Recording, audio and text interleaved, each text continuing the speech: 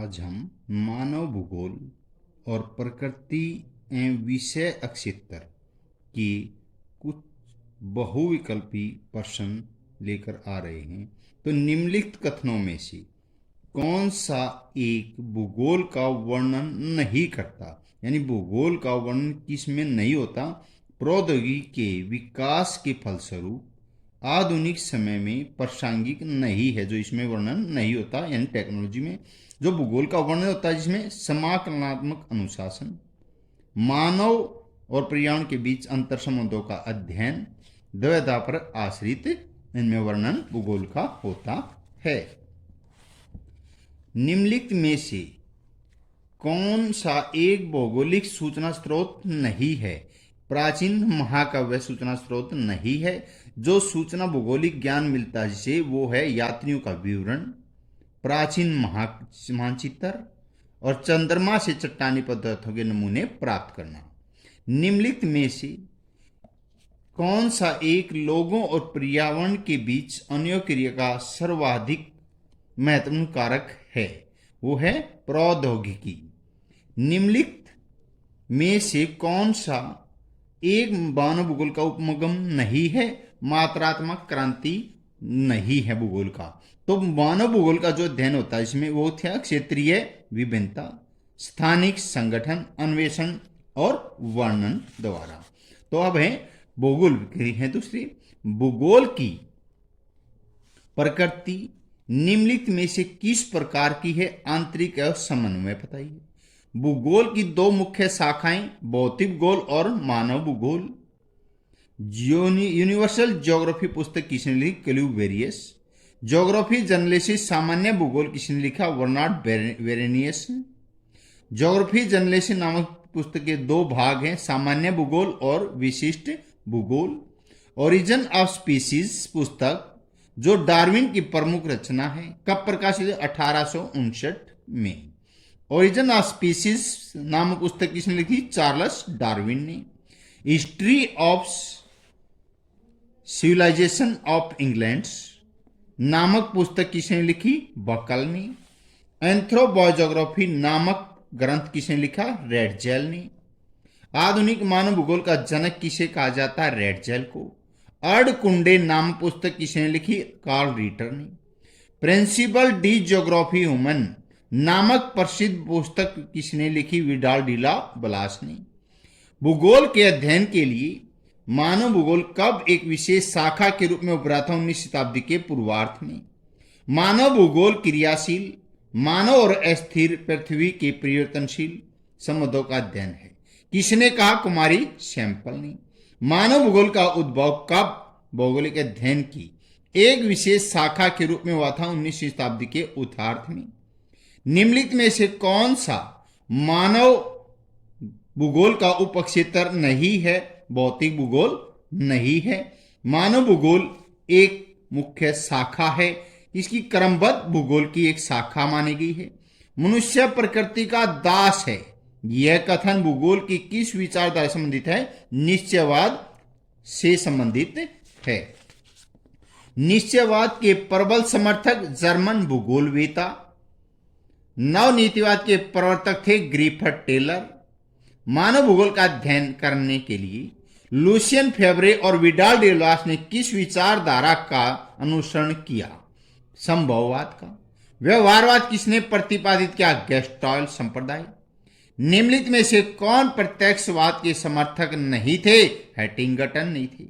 कल्याणपर विचारधारा के समर्थक थे डीएम स्मिथ, डेविड हार्वे। कौन कहां क्या पाता है और कैसे पाता है, यह वाक्य की विचारधारा में, कल्याणपर विचारधारा में है। अब पाठ नंबर 2, विश्व जनसंख्या वितरण, गंतव्य एवं वृद्धि में निम्नलिखित में से किस महाद्वीप में जनसंख्या वृद्धि सर्वाधिक होती है? अफ्रीका महाद्वीप में। निम्नलिखित में कौन सा एक विरल जनसंख्या वाला क्षेत्र नहीं है? दक्षिण पूर्व एशिया। जो क्षेत्र नहीं है, जो है वो है अटाकामा, भूमध्य रेखीय प्रदेश, ध्रुवीय प्रदेश। निम्नलिखित में से कौन सा एक प्रत्यक्ष कारक नहीं है? पर चिकित्सा शैक्षणिक सुविधा प्रत्यक्ष कारक नहीं है। प्रत्यक्ष कारक जो है जलाभाव, बेरोजगारी और महामारियां, जैसे अब कोरोना की महामारी थी। निम्नलिखित में से कौन सा एक तथ्य नहीं है?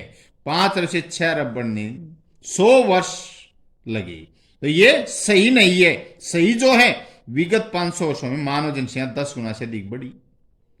विश्व जनसंख्या प्रतिवर्ष 8 करोड़ लोग जुड़ जाते हैं। जनांकीय संगणन की प्रथम अवस्था में जनसंख्या वृद्धि उच्च होती है। ईसा के जन्म के समय विश्व की जनसंख्या कितनी थी? 30 करोड़ थी। 20वीं शताब्दी के प्रारंभ में विश्व की जनसंख्या कितनी थी? 1.6 अरब थी। 21वीं शताब्दी के प्रारंभ में विश्व की जनसंख्या कितनी थी? 6 अरब थी। 20वीं शताब्दी के प्रारंभ में 21वीं शताब्दी के प्रारंभ तक विश्व की जनसंख्या कितने गुना बढ़ी? 4 गुना बढ़ चुकी है। विगत 500 वर्षों में मानव जनसंख्या वृद्धि कितने गुना हो गई? 10 गुना। मानव बसाव के लिए अनुपयुक्त स्थान कौन सा है? पर्वतीय उबड़ खाबड़ प्रदेश है। प्रति वर्ग किलोमीटर क्षेत्र में पाई जाने वाली जनसंख्या को कहा जाता है जनसंख्या घनत्व। निम्नलिखित में से उच्च जनसंख्या घनत्व वाला क्षेत्र कौन सा है? पूर्व एशिया। अशोधित जन्म दर से तात्पर्य एक वर्ष में एक स्थान पर आने वाले व्यक्तियों की संख्या। कुल जनसंख्या और कुल कृषि क्षेत्र के अनुपात को कहा जाता है कायिक घनत्व। विश्व जनसंख्या वृद्धि दर वर्तमान दर क्या है? 1.2%। विश्व का हर 5वां व्यक्ति चीनी है। विश्व का हर 6वां व्यक्ति भारतीय है। किस महाद्वीप में ऋणात्मक जनसंख्या वृद्धि दर पाई जाती है? यूरोप महाद्वीप में पाई जाती है। निम्न जनसंख्या घनत्व के क्षेत्र हैं ठंडी भूमि। पहली शताब्दी में विश्व की जनसंख्या कितनी थी? 25 करोड़। विश्व में सबसे कम जनसंख्या वृद्धि दर किस महाद्वीप में पाई जाती है? यूरोप महाद्वीप में। विश्व में सबसे अधिक जनसंख्या वृद्धि दर किस देश में है? नाइजीरिया। विश्व की जनसंख्या में प्रति वर्ष कितने लोग जुड़ रहे हैं? 8 करोड़। श्रीलंका की जनसंख्या को 2 गुनी होने में कितना समय लगेगा? 46 वर्ष। भारत में विश्व की कितने प्रतिशत जनसंख्या निवास करती है? 17.5%। नाइजीरिया में विश्व की कितने प्रतिशत जनसंख्या निवास करती है? 2.43%। भारत की जनसंख्या को 2 गुनी होने में कितने वर्ष लगेंगे? 36 वर्ष लगेंगे। अब पार्ट नंबर 3, जनसंख्या संगठन। तो निम्नलिखित में से किसने संयुक्त अरब अमीरात के लिंग अनुपात को निम्न किया था? स्त्रियों की निम्न जन्म दर को। निम्नलिखित में से कौन सी संख्या जनसंख्या के कार्यशील आयु वर्ग का प्रतिनिधित्व करती है? 15 से 59 वर्ष।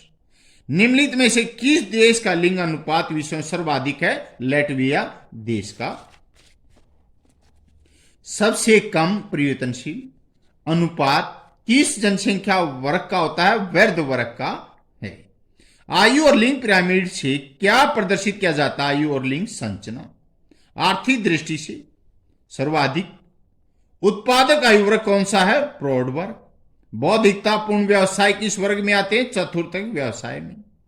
विश्व का सर्वाधिक नगरीय महाद्वीप कौन सा? उत्तरी अमेरिका है।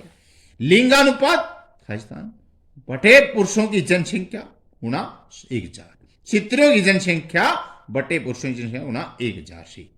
चौड़ा आधार है, पतला शीर्ष होता, शीर्ष आकृति वाला पिरामिड क्या दर्शाता है? विकासशील जनसंख्या। बच्चे, वैध, सेवा मुक्त व्यक्ति, गृहिणियां तथा विद्यार्थियों को जनसंख्या के किस वर्ग में रखा गया है? प्राश्रित जनसंख्या में। निम्नलिखित में कौन सा घटक जनसंख्या के संगठन को प्रदर्शित नहीं करता? प्रजननशीलता। एशिया कौन सा देश उच्च मानव विकास की श्रेणी में है? जापान। 1951 में भारत की साक्षरता दर कितनी थी? 18। जनसंख्या की आयु लिंग संरचना का अर्थ है विभिन्न आयु वर्ग के लोगों की संख्या। ऋणात्मक वार्षिक जनसंख्या वृद्धि दर दर्शाने वाला देश कौन सा है? रूस। जनसंख्या की आयु लिंग संरचना सबसे अच्छी प्रदर्शित होती है पिरामिड आरेख द्वारा।